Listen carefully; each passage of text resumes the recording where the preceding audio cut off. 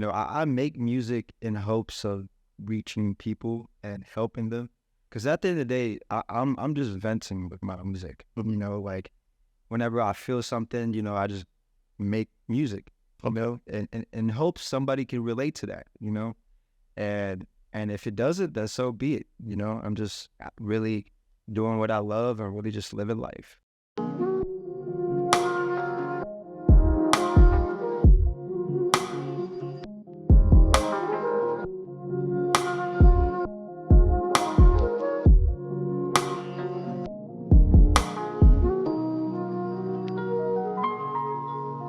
Hello and welcome to the Creative Experience. Today we're here with Caangay. Tell us a little bit about yourself.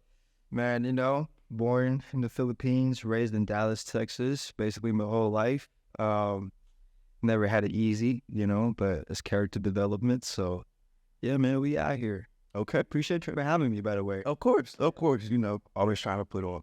So, what do you do? What is your artistic passion that you're chasing right now?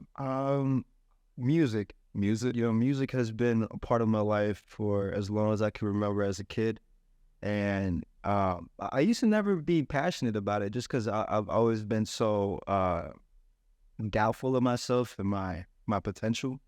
So I've never really tapped into it until 3 years ago. What changed? I guess just being tired of feeling sorry for myself, and finally knowing my worth. Exactly. That's what it takes. That's really what it takes. So, other than music, do you explore anything else?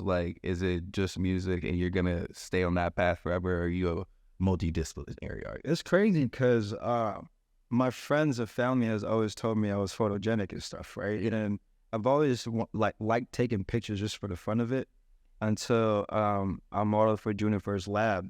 And the first time I modeled for him, it landed me on the billboard. On Main Street. So I was just like, bro, let me do this real quick. So the plan was to just, do the modeling thing for fun and hopefully it'll transition into the music. But as of right now, I'm just doing everything out of love. I'm having fun living life. Okay. That's what I like to hear. So what type of music you make? Melodic, rappy, wavy kind of thing. I'm not fully singing where I'm hitting riffs and shit, but most definitely like black, Okay. that kind of wave. Okay, I see where you're going. Yeah. Was there anybody that inspired you that you were like, I like this sound, I like the way that they do things, not even the way that they're making music, but the way that they're presenting themselves in the music industry? Bryson Tiller. Bryson Tiller? Yes. What? I feel like when he came out with Trap Soul, it really changed the dynamic of R&B itself. He really just changed the way R&B should sound like. And I don't know, I just really gravitated towards that. And he was never really out in the media. He disappeared for a long time, came out and still had motion, Exactly. And I don't know, the Franks, the Frank Oceans and the Kendrick Lamars, I kind of the J. Cole's, I just kind of like the fact that they just drop shit and they just go missing and Exactly, because it's that's what it's not all about presenting yourself to be brought up and brought down. It's right. It's about the art at the end of the day. That's you doing what you want. Exactly. But for me to get out there, I have to be out there first. Exactly. This is what I'm doing. Okay. For sure. Okay. How do you feel your environment has influenced your upcoming as an artist and as a person? Oh man, my environment was everything really, because I was born in the Philippines. Like no shower heads, just straight off the gutter. Just barefooted. Moved here, it was just a culture shock, just trying to find my place, trying to fit in. And where I grew up, there was mainly African Americans. And, so being around that kind of just made me see things differently, and me being Asian, I was always getting those stereotypes. So, but I never really looked at it like that. I just looked at my environment as a blessing, because it really made me who I am today. Where it gives you those, your little template for life. Exactly. I know how things work. Exactly. At an early age. All right, I like that. Moving forward with your career, moving forward with growth as a person and as an individual, what do you want to do? Like, what's like a end game for you? What is like ideal for you?